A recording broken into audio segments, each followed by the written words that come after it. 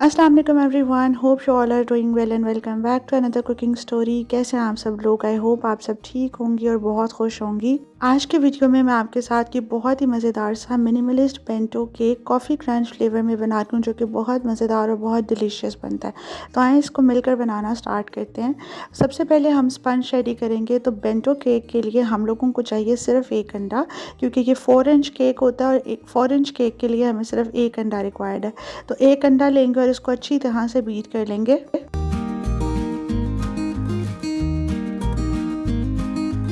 1 से 2 मिनट इसको बीट करने के बाद इसके अंदर ऐड कर दें 25 ग्राम्स ऑफ शुगर।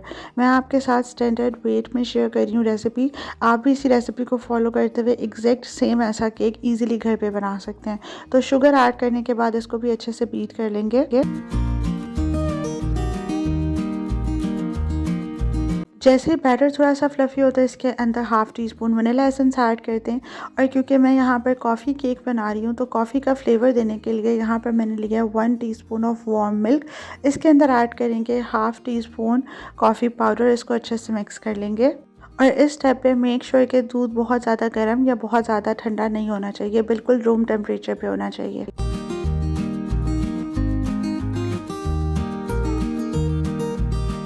अब इस डाइल्यूटेड कॉफ़ी को केक के बैटर में ऐड करके अच्छी तरह से बीट कर लेंगे।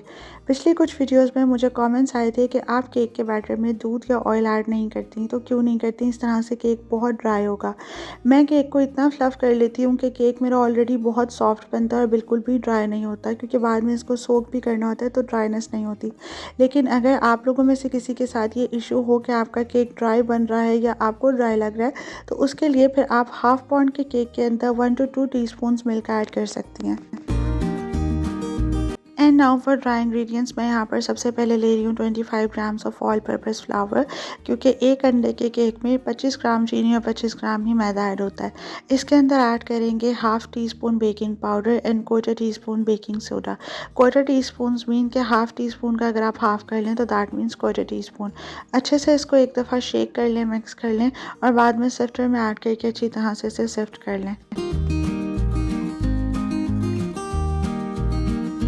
अच्छी तरह से सिफ्ट करने के बाद with the help of soft bendable silicone spatula इसको कट एंड फोल्डिंग टेक्निक में हम अच्छी तरह से मिक्स कर लेंगे।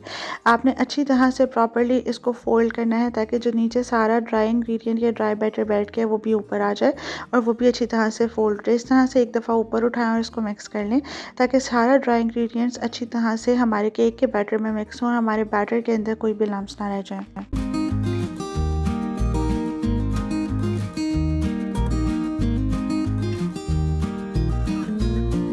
अच्छे से फोल्ड करने के बाद फिर लेंगे यहाँ पर 4 इंचेस का केक मोल्ड, जिसको मैंने already grease and butter paper से लाइन अप करके रखा हुआ था। सारा केक का बैटर इसके अंदर अच्छी तरह से पोर कर लेंगे। सारा बैटर मोल्ड में ऐड करने के बाद मोल्ड को काउंटर शेल्फ पे 3 से 4 दफ़ा अच्छी तरह से टैप कर लें और फिर इसको प्री हीटेड पतीले में 20 to 25 मिनट्स के लिए बेक कर लें। पतीले को मैंने 15 मिनट्स पहले ही प्री हीट करना स्टार्ट कर दिया था। और अगर आप ओवन में बेक कर रही हैं तो एट 180 डिग्रीज टेम्परेचर आप इसको सेम 20 to 25 मिनट्स के लिए ईजिली बेक कर सकती हैं। पैन को रखने के बाद इसको अच्छी तरह से बंद करके ऊपर कोई भारी चीज़ रख दें। बेकिंग के दौरान पे आपने ओवन के पतीले को बार बार खोल कर चेक बिल्कुल नहीं करना। 25 मिनट्स कंप्लीट हो चुके हैं। Now let's check the condition of our cake.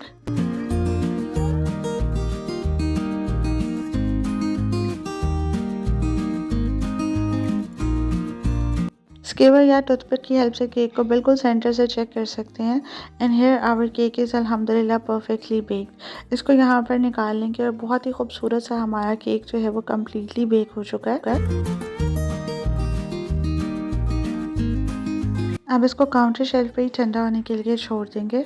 Cake bake करने के बाद now it's time to make crunch for our coffee crunch cake. और क्रंच बनाने के लिए यहाँ पर लेंगे 1/4 cup of granulated sugar. Crunch बनाने के लिए ग्रैनुलेटेड शुगर को आप एक पैन में ऐड करें और लो मीडियम फ्लेम पर इसको हीट करना स्टार्ट कर दें। मेक श्योर कि फ्लेम आपने बहुत ज़्यादा मीडियम या हाई की तरफ नहीं करनी। विद इन 2 to 3 सेकेंड्स यहाँ पर शुगर जो है वो मेल्ट होना स्टार्ट हो जाएगी। As you guys can see कि साइड से शुगर मेल्ट होना स्टार्ट हो गई है। इसी तरह से इसको थोड़ा सा और मेल्ट होने देंगे।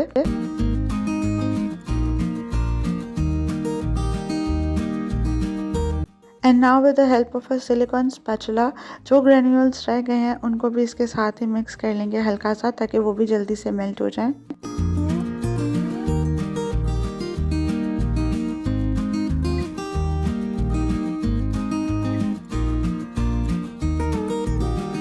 जैसे ही सारे ग्रैन्यूल्स अच्छे से मेल्ट हों तो इसके अंदर यहाँ पर 1/8 कप के जितने आलमंड्स ऐड कर देंगे और इसको भी अच्छी तरह से मिक्स कर लेंगे।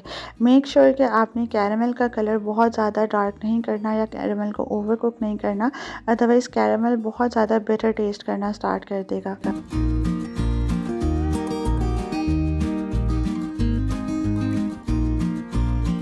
आमंड्स ऐड करते ही मैंने फ्लेम ऑफ कर दी थी और सारे आमंड्स को मैंने कैरेमल में अच्छी तरह से कोट कर लिया। फिर यहाँ पर मैंने ले लिया था एक पिज़्ज़ा पैन जिसको मैंने बटर से अच्छी तरह से ग्रीस कर लिया था और सारा कैरेमल इसके अंदर ऐड करके अच्छी तरह से इसको हम लोग स्प्रेड कर लेंगे। यहाँ पर पिज़्ज़ा पैन की जगह आप कोई भी स्टील की प्लेट या आप सिलिकॉन मैट भी यूज़ कर सकते हैं, बट मेक श्योर कि अगर आप कोई भी पैन या स्टील की प्लेट यूज़ करें तो उसको बटर से अच्छी तरह से ग्रीस कर लें। अच्छे से स्प्रेड करने के बाद यहाँ पर हम इसको काउंटर टॉप पे ही ठंडा होने के लिए छोड़ देंगे, because as we all know कि आजकल विंटर सीज़न है तो ये काउंटर टॉप पे ही बहुत जल्दी अच्छे से सेट हो जाएगा। आफ्टर 5 to 8 मिनट्स यहाँ पर कैरमल क्रंच अच्छी तरह से सेट हो चुका है तो उसको भी डिश आउट करके क्रंच बनाना स्टार्ट कर देंगे। क्योंकि मैंने बटर से पैन को अच्छी तरह से ग्रीस किया हुआ था इसलिए फर्स्ट अटैम्प्ट में ही हमारे पास जो कैरमल क्रंच है वो यहाँ पर डिश आउट हो गया। इसको यहाँ पर तोड़ लेंगे।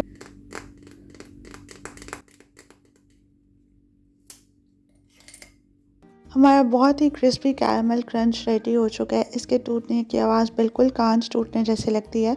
तो इसी तरह से बहुत ही केयरफुली सारे कैरमल क्रंच को छोटे छोटे से पीसेस में कन्वर्ट कर लेंगे and then with the help of a rolling pin इसको क्रश करना स्टार्ट कर देंगे।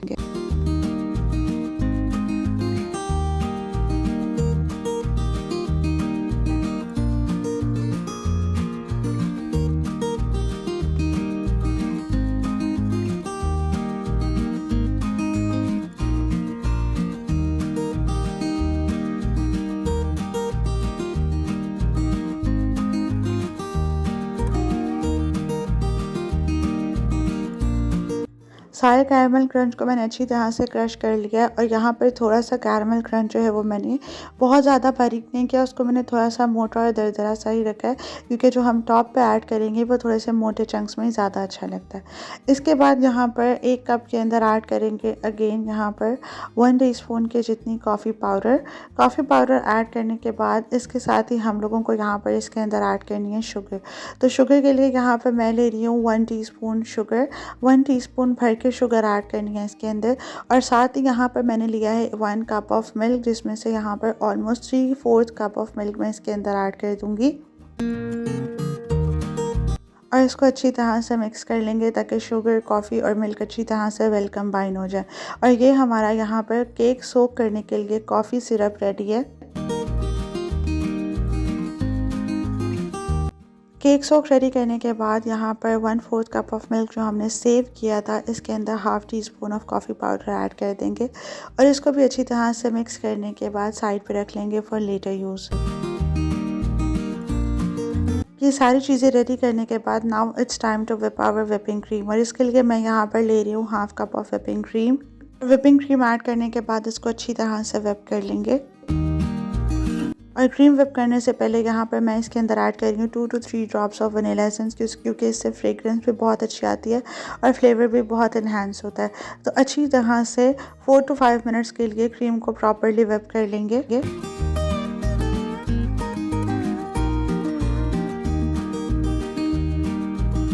आफ्टर 4 to 5 मिनट्स क्रीम हमारे पास यहाँ पर अच्छे से विप हो चुकी है। यहाँ पर हम लोग बीटर ऑफ करके एक्सटेंशंस रिमूव कर लेंगे। क्रीम हमारी यहाँ पे अच्छे से विप हो चुकी है। जैसे ही क्रीम्स के अंदर इस तरह से स्टिफ पीक्स बनना स्टार्ट हो तो दैट मीन्स कि हमारी क्रीम जो है वो बहुत अच्छे से प्रॉपरली विप हो चुकी है। इसको एक दफ़ा अच्छे से मिक्स कर लेंगे और मिक्स करने के बाद जो हमने कॉफ़ी का बैटर रेडी किया था डाइल्यूटेड कॉफ़ी वो हम लोग इसके अंदर ऐड कर देंगे और ऐड करके इसको अच्छी तरह से मिक्स कर लेंगे।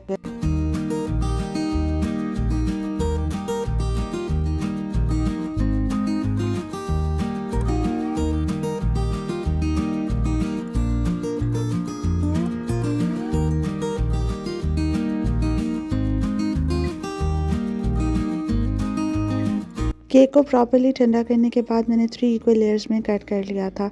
अब एक टर्न टेबल लेंगे, केक बोर्ड लेंगे और केक को केक बोर्ड पर स्टिक करने के लिए पहले थोड़ी सी क्रीम अप्लाई कर लेंगे। फिर इसके ऊपर केक की फर्स्ट लेयर रखेंगे और इसको हल्का सा प्रेस कर देंगे ताकि जो हमारी केक की फर्स्ट लेयर है वो क्रीम के साथ अच्छी तरह से स्टिक कर जाए। जो हमने यहाँ पर कॉफ़ी सिरप रेडी किया था, केक को उससे प्रॉपर्ली सोक कर लेंगे।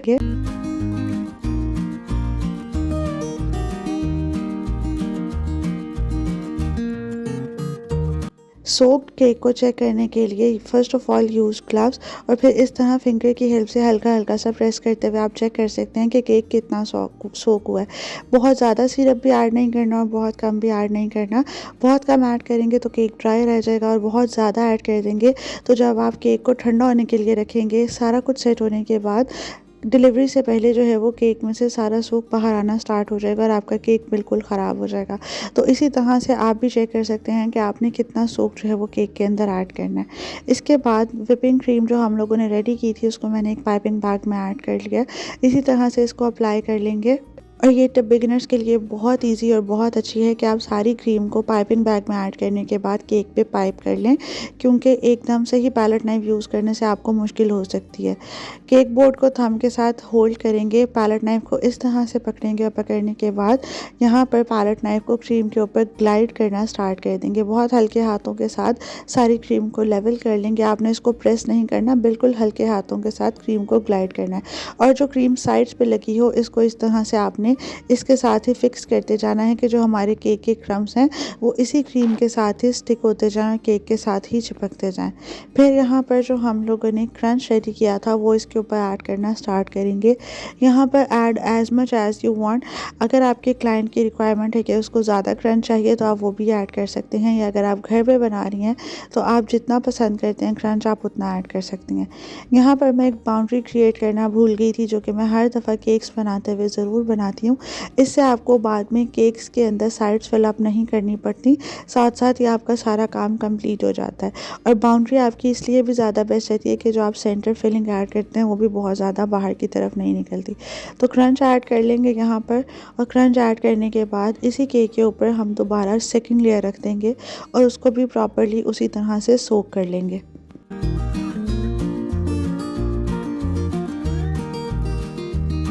सेकेंड लेयर को भी मैंने अच्छी तरह से सोक कर लिया था।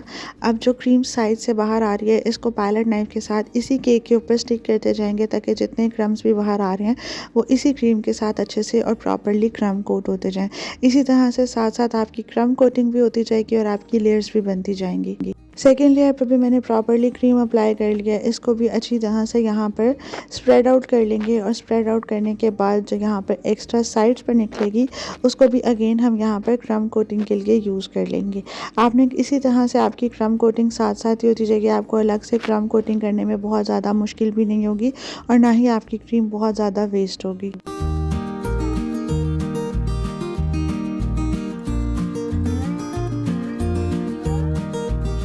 बाउंड्री क्रिएट करने के बाद सेंटर में मैंने फिलिंग भी ऐड कर ली थी और अब इसके ऊपर लास्ट पार्ट रख देंगे।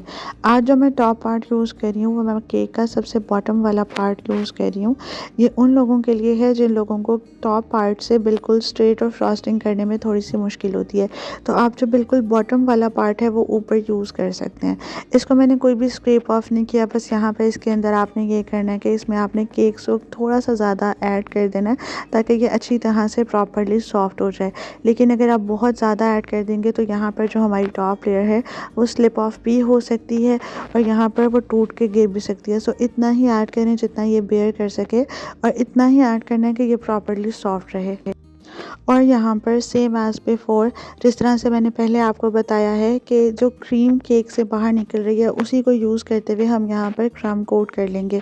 क्रम कोटिंग के लिए मैं फ़िलहाल यहाँ पर कोई भी एक्स्ट्रा क्रीम यूज़ नहीं करी है, अलग से लेके इसके ऊपर अप्लाई नहीं करी। जो क्रीम लेयरिंग के दरमियान में से निकली हुई है उसी को यूज़ करते हुए मैं यहाँ पर क्रम कोट कर रही हूँ। जितना क्रम कोट इससे हो सकता है हम लोग यहाँ पर उसी के साथ क्रम कोट कर लेंगे। क्रम कोट किसको बोलते हैं मैं अपनी पहली वीडियोज़ में भी बता चुकी हूँ। मैं आज एक दफ़ा आपको फिर बता देती हूँ जो मेरे न्यू व्यूवर्स हैं।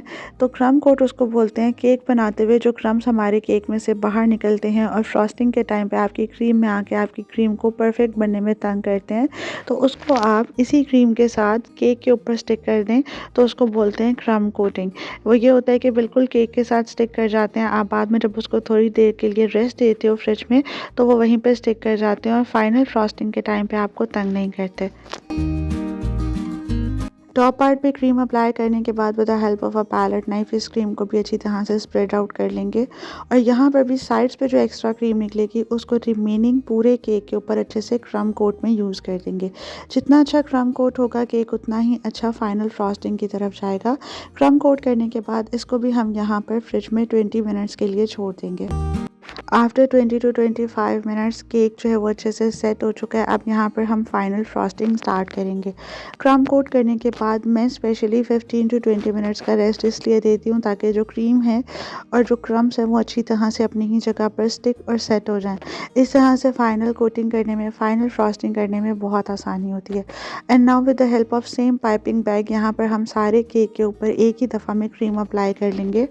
इसी तरह से सारे केक को कवर करने के बाद again with the help of a palette knife इसी तरह से पैलेट नाइफ को आपने होल्ड करना है और बहुत ही हल्के हाथों के साथ ग्लाइड करना स्टार्ट कर देना है।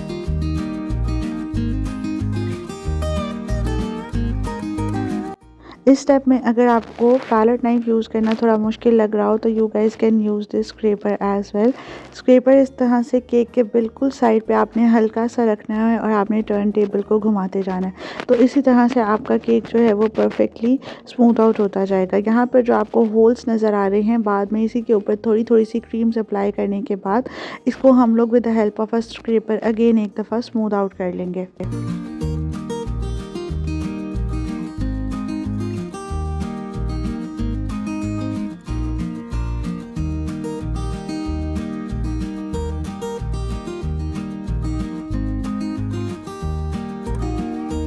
साइड स्मूथ आउट करने के बाद यहाँ पर with the help of palette knife बहुत हल्के हाथों के साथ आपने इसके एजेस बना लेने हैं। एजेस बनाने के लिए जो साइड पे क्रीम ऊपर आई हुई है इसको हम लोग इस तरह से वाइप ऑफ करते जाएंगे। आजकल बहुत से बेंटो केक्स इस तरह के डिज़ाइंस में भी हैं जिसमें ये एजेस को वाइप ऑफ नहीं किया जाता, तो वो भी बहुत खूबसूरत लगते हैं। लेकिन यहाँ पर मैं इस केक के एजेस जो हैं वो क्लीन कर रही हूँ, तो इसी तरह से आप लोग भी with the help of palette knife एक स्क्रैपर हाथ में रखें, इस तरह से स्क्रैप ऑफ करते हुए स्क्रैपर के साथ साफ़ करते जाएं। यहाँ पर हमारे बहुत ही क्लीन एजेस जो हैं वो बन चुके हैं। जहाँ से आपको लगे कि एजेस अभी नीट नहीं हुए वहाँ पर आप अगेन जो है वो बहुत ही आसानी के साथ एजेस को क्लीन कर सकती हैं। साइज़ पर थोड़ा सा इफेक्ट देने के लिए मैं यहाँ पर कोम स्क्रैपर यूज़ कर रही हूँ। आप लोग भी इसी तरह से कोम स्क्रैपर का यूज़ करते हुए साइड पर बहुत ही खूबसूरत सा इफेक्ट दे सकते हैं। इसके बाद यहाँ पर टॉप पर बाउंड्री क्रिएट करनी है with the help of this nozzle. आप चाहें तो आप किसी भी तरह के फ्लावर्स बना सकते हैं, कोई भी बाउंड्री क्रिएट कर सकते हैं, बट मैं यहाँ पर इस तरह से बाउंड्री क्रिएट कर रही हूँ।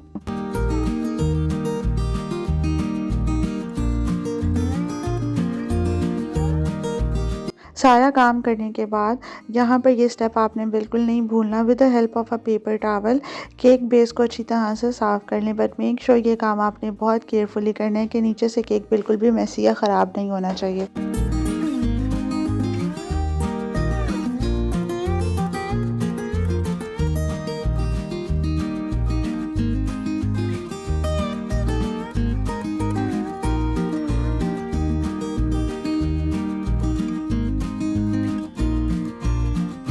लास्ट में टॉप पे इसके ऐड कर देंगे यहाँ पर कैरामल क्रंच। तो जो क्रंच हमने थोड़ा सा मोटा सा क्रश किया था वो इसके ऊपर ऐड कर देंगे। तो यहाँ पर हमारा बहुत ही खूबसूरत half pound minimalist bento coffee crunch cake ready हो चुका है। इसी तरह से आप लोग भी बहुत ही खूबसूरत से केक बहुत आसानी के साथ इजीली घर पे बना सकती हैं। इनको सेल भी कर सकती हैं। आपके घर पे कोई बर्थडे पार्टी, कोई इवेंट है, उस पर भी आप इसको ईजिली बना सकती हैं। तो आई होप आपको मेरी आज की वीडियो बहुत पसंद आई होगी। अगर आपको मेरी ये केक की वीडियोज़ पसंद आई हों तो मुझे कॉमेंट सेक्शन में फ़ीडबैक ज़रूर दीजिएगा। मुझे ज़रूर बताइएगा कि आपको मेरी ये रेसिपी कैसी लगी। Thank you so much. Take care and Allah Hafiz.